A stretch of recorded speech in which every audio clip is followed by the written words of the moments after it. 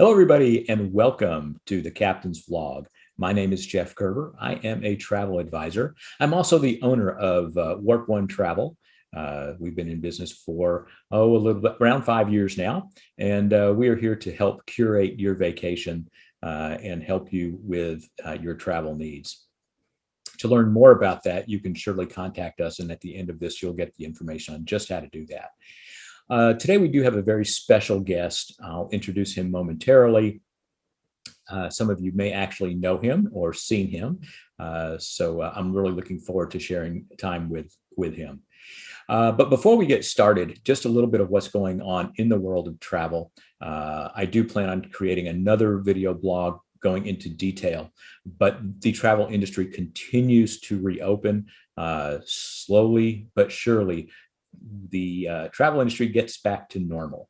Of course, Mexico, the Caribbean, we've been talking about that for some time now, but we're seeing movement now overseas. Israel, Greece, the European Union, the United Kingdom, all these places are starting to open to tourism. This process is slow going, and the rules are in place. Most will have COVID testing requirements as well as vaccination requirements, but it is happening, and you can now get on a plane and go someplace other than Mexico and the Caribbean. So we're really happy about that, and we'll be happy to talk to you about that as time goes on and in upcoming video blogs. One of the other things that is going on is cruising. We did talk a few weeks ago about cruising resuming in ports outside of the United States as their home ports, but it looks like cruising will restart in the United States, hopefully by mid-July at the latest. Carnival Cruise Lines announced this week that they will start out of Miami and Galveston and a couple of other ports, hopefully beginning July the 3rd. So if you want to go on a cruise, now is the time to book. Supply is short, demand is high.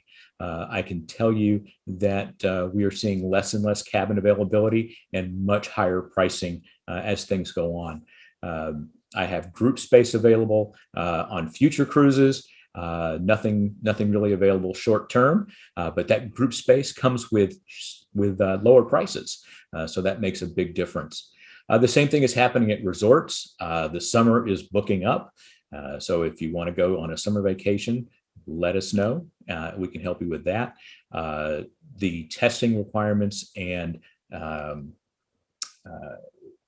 vaccination requirements remain pretty much the same, although some places are starting to loosen that up as well.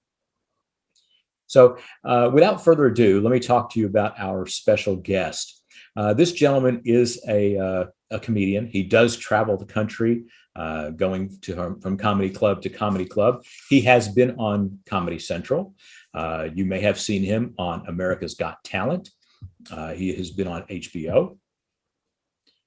He has been sitting at home like the rest of us over the past year, but he has found a way to deliver his comedy to the masses as well.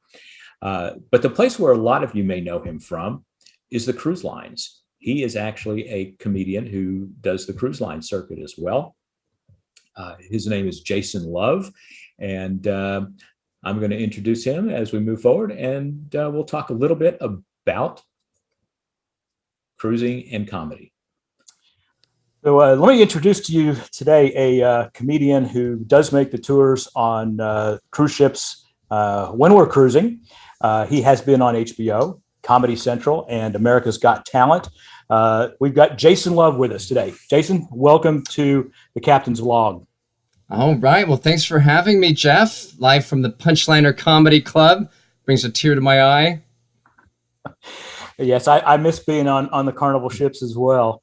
So let's kind of get into this and tell me a little bit about your background, how you got into stand-up. Were you doing anything before stand-up, or is this like, your first love and only love?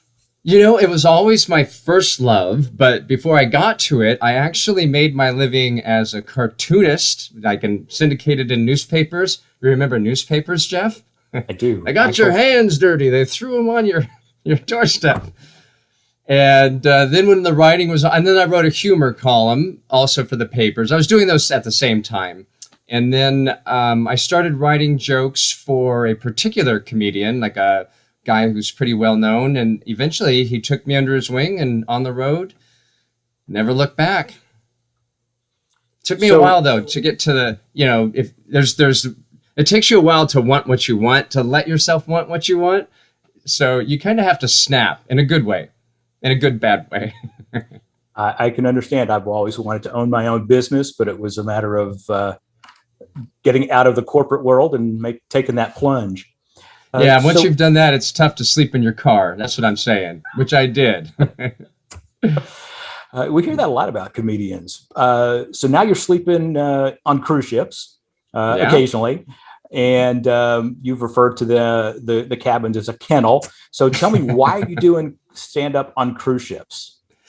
I love the shows. The shows on cruise ships are my favorite, even better than comedy clubs for me, because it's this like cross-section of America, and you'll find out real quick what's universally funny. I love that. It's to me, it's really challenging. Sometimes you'll get these comedians in Hollywood or New York, and they'll kind of say, oh, those are just boat comics. Like, they're not as good or not as important. But I personally think that it's a higher degree of difficulty on a ship. But at the same time, the people are there. They're on vacation. They just want to have fun. They're rooting for you out of the gate. So only you can screw it up by not, by finding out what's universally funny and what's just funny in your little clique. I love it. Did I answer that question at all, Jeff? Did I come close to the target on that? You did, just a little to the right of the bullseye, but close. Just a bit outside. So daily life on a cruise ship for a comic is probably a little different than for the dancers who are on long-term contracts, and of course the other staff on board. What's it like for you? I love hanging out with comics. So we usually pair off. There are usually two, or on Carnival, Carnival will have two and then switch them around. Norwegian will have three. And so we just all go off together. And I love just, when comedians, Jerry Seinfeld said this famously on his documentary, is like, when you see another comedian in the room, you just, like at a party, you gravitate, there's another one of me. I don't feel like I'm in the Twilight Zone. But here's an example. There's a comedian, Clinton Jackson, and we were in Jamaica. He's a black comic. And we were getting off, and we both have backpacks on, and he goes through no problem. And then I go through, and the guard stops me. And he goes through he's looking at my essential oil and questioning me. And I finally catch back up to Clinton, and he goes, "How does it feel?" I'm like, yeah, stuff like that. So are you, when you're hanging out with the comics, are you out on deck? Are you staying in the crew areas? Do you mingle with the passengers at all? Well, every cruise that we do, there's this trajectory where the first 2 days before you do a show, nobody knows you and you're invisible. And that's when I work on my laptop on the Lido deck and no one cares. And then you do the shows and then everybody knows you. And so you're like pseudo famous for a few days, and people will come up so much that you couldn't work on the deck if you wanted to. I can't imagine what it must be like. I mean, that's just like little fake stardom. I can't imagine what it would be like for like Tom Cruise to just go outside. I mean, if that's what, a few shows did for me with 1,000 people a show, imagine what it would be like. I could see why they live in a weird bubble. You just can't go out. So what is your contract like for a cruise? Are you doing 5 or 6 weeks? Are you doing 6 months like some of these, other employees, and jumping from ship to ship? No, I'm personally not, but I really tip my hat to the people who can work on the ships for 6 and 7 months, because that's a long time. We're on for 2 weeks, and that's a long time. If you're married, I guess if you're a single person and you don't fraternize with the passengers, that it's cool. But yeah, I did 4 weeks in Alaska, but my wife joined me for one, so it was not quite 4 weeks. But now after the pandemic, they're asking us how long we're willing to stay. And so it's kind of like a competition. And I think they're going to find a lot of single guy comic going on on the high seas coming up here. Are you including your wife in your comedy yet? Because I know you're a Oh, newlywed. oh yeah, it's all my comedy's about. And every time I talk to her, there's a caveat at the end. Don't you put that in your act. Don't you put that in your act. Or I'll just be talking to her and she's like, "Are you running a bit by me? Are you trying out bits right now?" Well, It's you came pretty close to dropping the S bomb. I think you kind of cut yourself short. right now. Yes. Uh, Yeah. I'm curious now because we know that as cruisers there are family oriented shows and the adult comedy shows that are a little bit later in the night. How difficult is that to have two routines and not mix them up at the wrong time?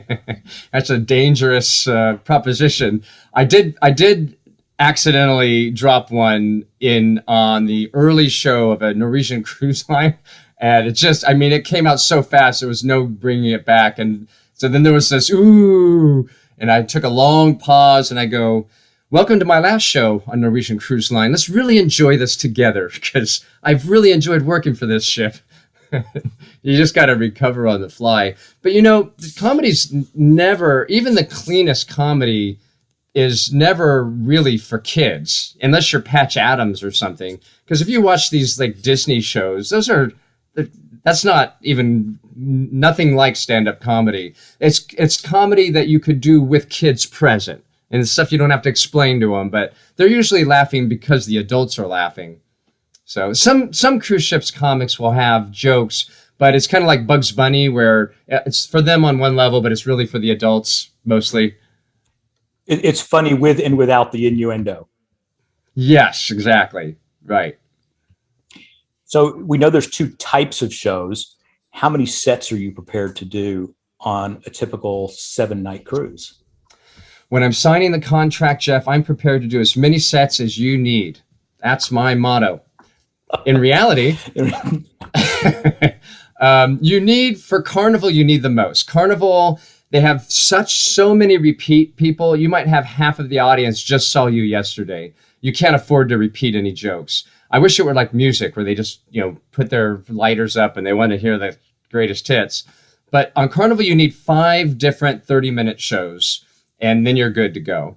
And then on other ships, you could get away with just an hour and a half of material, just solid 2:45s and maybe a welcome aboard show, which none of the comics like, by the way. The welcome aboard show, you're following like fire breathers and Cirque du Soleil, and now listen to this guy talk for 15 minutes.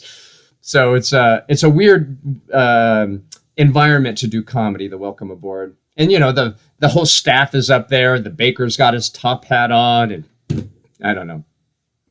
So we do them. Go ahead. Oh, I said you're so polite. You give me all the time I want to talk, which is dangerous, Jeff. This interview could go on for hours. But they always have like the staff come on board, and they have like the cruise director obviously is doing it, and then the hotel director, and then they always have the chef come on. He's got his apron and his hat, like they just called him away from the kitchen right then and there. I think they should come out with like stains from the food, like on his shirt. Like, "Oh, I was so busy. Sorry, let me." Yeah, you could go on forever, but remember, I have the power of Final Cut Pro. That's true. Post production is wonderful. And so, all you Kerber fans out there, Warp 1 fans, you got to ask for the director's cut on the next one, unedited. So, what's on the floor? Yeah.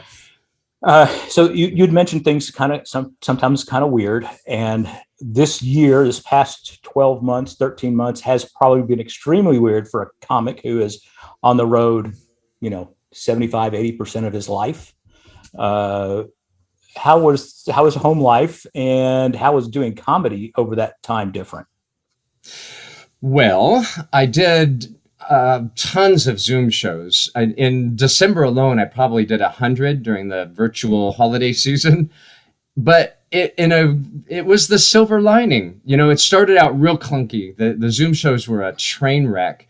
But after a while, the comics got better at it with the audio, the lighting. We had feedback problems right before the show because of me. But once we ironed that stuff out, and then the audience understood that they all have a microphone also, so you can't even whisper. You laugh or you don't laugh, and other than that, just let them do their thing. But I have my own show. It's called Live Comedy in the Living Room. Shameless plug. And we're still getting 200 people per show because the audience got as good at it as the performers did. And so now we have a certain amount of people who are designated laughers, and it's a lot like comedy, Jeff. I hope we can keep doing it, even when life comes back. We'll give you something to do from your kennel. That's right. Well, right now I'm on the road too, so I'm in a different kennel. So let's talk about you mentioned comedy in the living room. Shameless plug again. What was the name of that? I'm just kidding. Well, no, I'm going to give you the opportunity. Give me the name of your charitable work that you do for kids. Well, anybody with cancer, really. Yeah. So in addition to the virtual show I run, Jeff, I've been doing this for probably 10 years now. It's the program's called Love and Laughter, and we started doing it just for cancer support communities around LA at first, and now we branched out to their other locations. And we just bring stand-up comedy to the actual centers as one of the many programs they have. So they'll have counseling and that sort of yoga and health, nutrition, and then we just make them laugh. Nobody mentions cancer, or we keep it light. We don't go into dark areas, and we keep it clean. And you should see their body language change over the course of that hour. You can see the effect of what you're doing. And it also tells me which comedians out there have a heart. And and when I book things, I always lean to them first because I know that they're good people. So what about the resumption of cruising? We're all reading the papers, the electronic papers. We've seen the news. There are cruises going out of the Bahamas, Bermuda, and a couple other places. And mid-July, it's possible that we'll be sailing out of U.S. ports. How is that impacting what's going on with you? Wow, that's the talk. Everyone's like at the starting line. It feels like the Oklahoma land rush for comedians. Like we're all ready to run and put our stake in the ground. And just a sec, let me make sure that resumption is a word here, Jeff. I'm looking this up. But yes, resurrection. Yeah, that's what it feels like. It does feel like a renaissance. Even the show I did last night, we were talking before we started about just the energy of people and how excited we are to get together and laugh. A cruise will be next level because cruise people are their own breed. So, but the agents are asking for our avails more and more, but no, nothing yet. They just, it's just all here. It's all water cooler talk still for us. Looking forward to it, or a little unsure of the situation? I love working for 2 weeks, and if I must, there are ships that you really look forward to doing, and I could see doing 4 weeks on them. I always just want to protect my relationship because I see so many single cruise ship comics, and there's a common denominator there, and I don't want to become one of them. I want, when I come home, I love my wife. I want to be together in a meaningful, intimate way and not always trying to recover from me being away. But that's the only drawback. Aside from that, yeah, I love the ships. I'm looking forward to it. The shows are second to none. I mean, best club, the Punchliner, if that were on land, it would be sold out. I mean, shows that sell out on Tuesdays and Wednesdays and Thursdays. Are you kidding me? It's the best club in the world. Well, you mentioned lots of different ships. So I promise you that Christine Duffy and Donna Ritzenthaler and John Heald, I promise you none of them watch this. So please, what's your favorite ship? My favorite ship is whoever's hiring me.